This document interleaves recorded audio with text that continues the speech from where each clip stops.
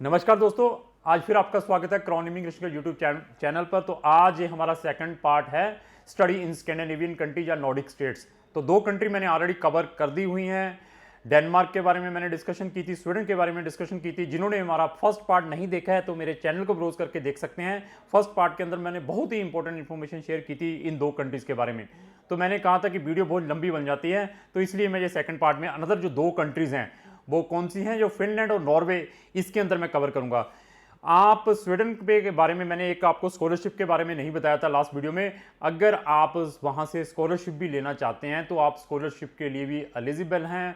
उसके लिए eligibility criteria सबसे जो मेन इंपॉर्टेंट थिंग है, आपके academic percentage as well as आपका वर्किंग एक्सपीरियंस और आपका motivation letter, that is very important.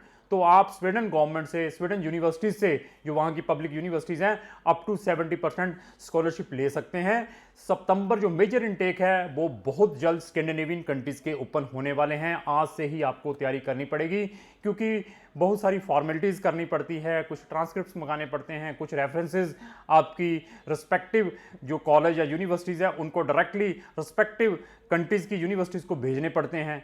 तो बहुत सारे डॉक्यूमेंट अरेंज करने पड़ते हैं। तो देन आज से अपनी प्रिपरेशन स्टार्ट कर दें। तो अभी हमारी है नॉर्वे।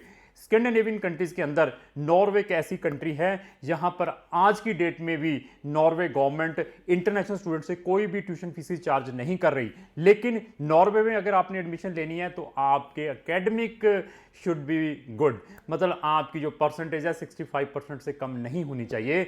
लेकिन बाकी जितनी भी कंट्रीज है, चाहे मैं डेनमार्क की बात करूं, चाहे स्वीडन की बात करूं, चाहे फिनलैंड की बात करूं, इन कंट्रीज में अगर आपके 52%, 50% भी है, इवन डेनमार्क में अगर 40% भी है तो आपका एडमिशन हो सकता है। लेकिन Norway they are very selective, मतलब फॉर एडमिशंस उसके अंदर आपके 65% से कम मार्क्स नहीं होने चाहिए और आपका जो IELTS है मोर देन 6 बैंड हो, तो हम आपको 99% श्योरिटी और गारंटी दे सकते हैं कि आपका एडमिशन वहाँ की पब्लिक यूनिवर्सिटीज़ में आ सकता है जहाँ पर कोई भी ट्यूशन फीसिस नहीं है।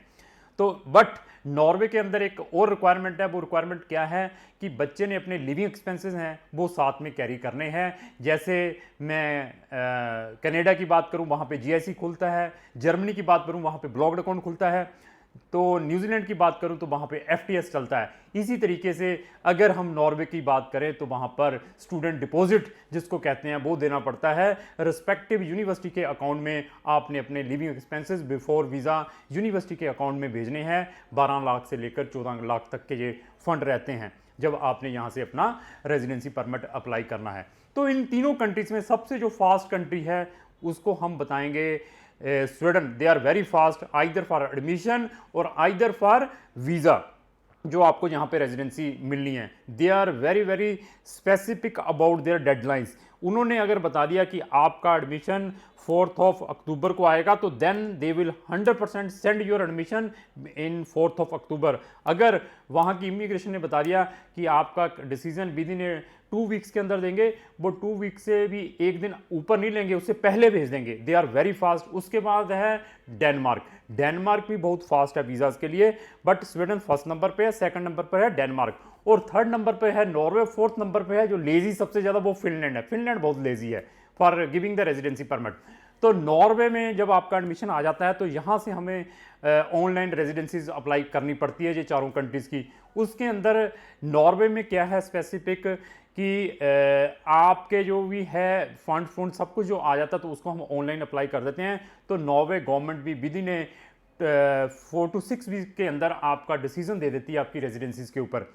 तो इसके बाद फिर हमारे पास आता है फिनलैंड। फिनलैंड में अगर आपने हायर स्टडीज़ के लिए जाना है तो फिनलैंड की मैं स्पेशलाइजेशन बता देता हूँ क्या है कि अगर आपने +2 किसी भी स्ट्रीम में की हुई है, अगर आप ह्यूमैनिटीज़ के स्टूडेंट हैं या कॉमर्स के स्टूडेंट हैं और वहाँ पर आप BSc नर्सिंग करना चाहते हैं या BSc कंप्यूटर साइंस करना चाहते हैं तो आप इजीली एडमिशन्स ले सकते हैं। दे आर नॉट बॉदर्ड आपकी प्रीवियस स्टडीज़, वो आपको किसी भी स्ट्रीम में जिसमें आपका इंटरेस्ट है एडमिशन्स दे देते हैं बैचलर में। बट एडमिशन लेने के लिए कुछ उनके पैरामीटर्स हैं। पैरामीटर्स क्या हैं कि आपके पास IELTS एटलीस्ट 5.5 बैंड होने जरूरी है, आपकी जो परसेंटेज हैं मोर देन 55% से ज़्यादा हो, और साथ में वहाँ पर जो अच्छी से अच्छी यूनिवर्सिटीज़ हैं जो पब्लिक, क्योंकि वहाँ पे है ही पब्लिक यूनिवर्सिटी, हम पब्लिक यूनिवर्सिटीज़ के साथ ही काम कर रहे हैं स्कैंडिनेवियन कंट्रीज़ में, उनका कुछ क्राइटेरियाज है।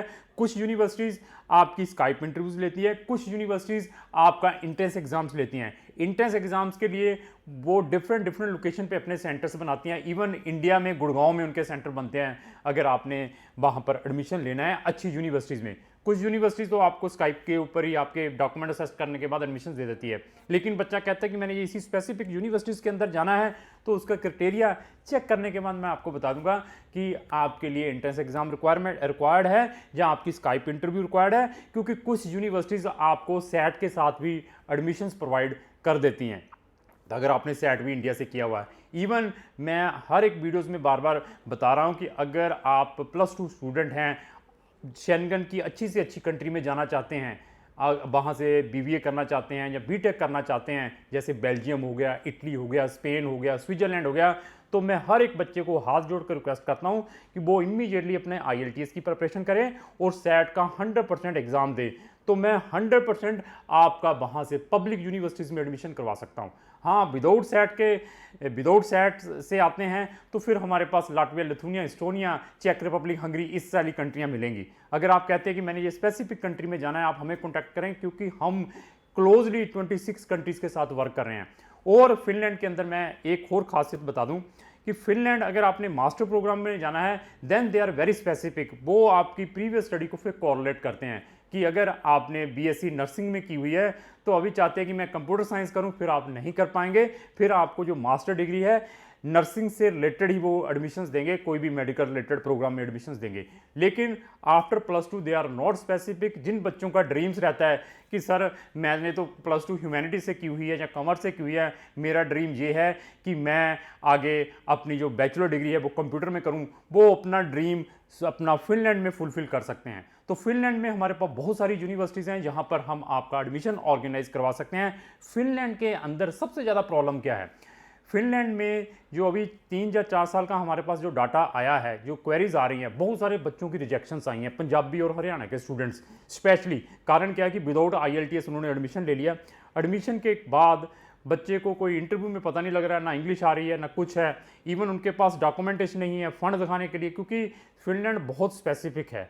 मतलब एडमिशन तो आ गया, एडमिशन के बाद visa is very important, otherwise क्योंकि वहाँ पे फीसेस एडवांस में आपको डिपॉजिट देना पड़ता है 9,000 से लेकर 12,000, 1 साल की फीस जाती है फिनलैंड के अंदर, तो आप अपने बहुत सारे पैसे खराब कर सकते हैं। अगर आपने इन स्कैंडिनेवियन कंट्रीज़ में जाना है, आपके पास स्किल है तो तब अप्लाई करें। अगर आप कहें कि मेरे पास तो पासपोर्ट ही है तो मैंने जाना है, तो सिर्फ एजेंट पैसे कमाएंगे। हम आपकी प्रोफाइल देखने के बाद बताएंगे कि आप इन कंट्रीज़ में एलिजिबिलिटी बनती है या नहीं बनती।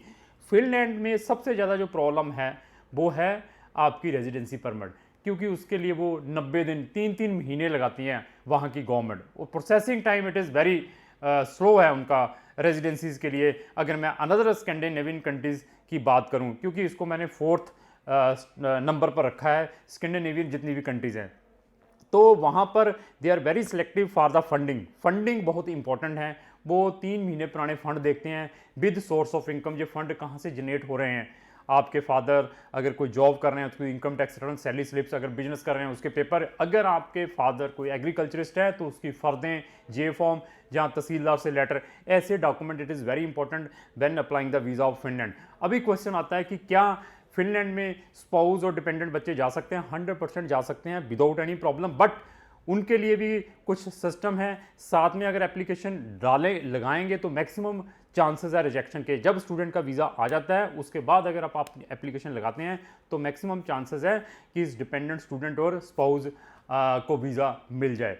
तो इन कंट्रीज़ में अगर आप एडमिशन लेना चाहते हैं, क्राउन इमिग्रेशन एक ऐसी एजेंसी है जिसको ऑन ग्राउंड प्रैक्टिकल एक्सपीरियंस है, वो ही बार बार इतनी चीज़ें बता पाएंगे जिनको नॉलेज है। जिन बच्चों के ऑलरेडी शेंगन कंट्री से वीज़ाज रिफ्यूज़ हो चुके हैं किसी भी कैटेगरी में, आइदर आपके टूरिस्ट या स्टूडेंट, फिर भी हमारे पास बहुत सारी ऐसी कंट्रीज़ हैं जो रिफ्यूज़ल केसेस को भी वीज़ाज प्रोवाइड करती है।